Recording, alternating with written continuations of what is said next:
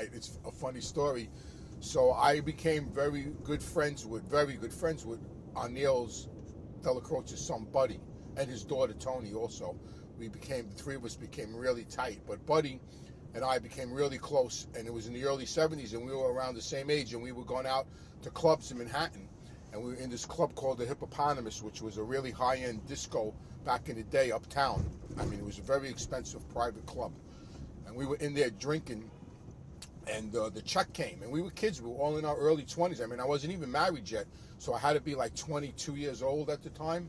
And I was in there with Buddy and my friend Sal, and the check came. And Buddy had the check, and he leaned over, and he says to me, "You have any money on you?" And I said, "Yeah, I got about $70. He goes, "The check is 500 and change."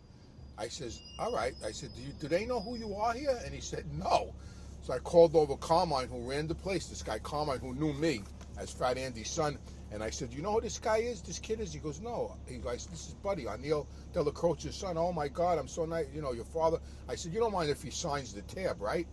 And he said, "No, that's fine, So Buddy signed the tab, and for some reason, Buddy went crazy all over. When he found out he could sign tabs, he went like all over Manhattan signing tabs. So, and I had the same bad habit. I would go to the Copa with no money, and I would sign my father's name on the tab. We were kids, and we had these famous fathers that, the doors of Manhattan were open to us. For sure, a couple of, I don't know, maybe a month or two later, I get a phone call from Buddy, and it's in the morning, right? And he says to me, "Listen, my father just called me. He wants me and you to come to the Ravenite right away." I said, "Your father wants me to come to the Ravenite for what?" He goes, "I don't know, but you better come to the city right away." So now I'm downstairs in my house, and my father lived upstairs. So I run upstairs to tell my father, and my father's gone already. And I tell my mother, "Where's Daddy?" She goes, "I don't know. He got dressed and left." I said, "He left? Where the hell did he go so early in the morning?" Right? So I get dressed. I get in my car, and I go to the Ravenite. I go to Manhattan, and Buddy's standing out, because Buddy lived right across the street from the Ravenite. And he's standing in his doorway, and I pull up, and he sees me, comes out of the hallway, and I go, "What's going on?" He goes, "I don't know. All I know is my father wants to see us." So him and I walk into the Ravenite, and who's sitting at the back table? All by themselves, my father and Aniello. Sitting at the table, right? So me and Buddy walk in, Neil says, "Sit down." We sit down, and Neil reaches into his inside suit jacket pocket, and he pulls out, and he flops down a whole bunch of tabs on the table. He says to us, "What's this?"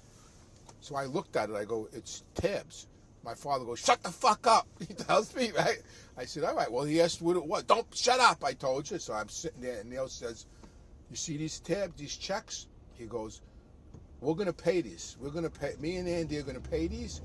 If you two kids sign another tab, I'm going to break every fucking finger on both of your hands." He goes, "And you," he pointed at me, "your father ain't going to say shit about it." I said, "All right, no problem," I told him.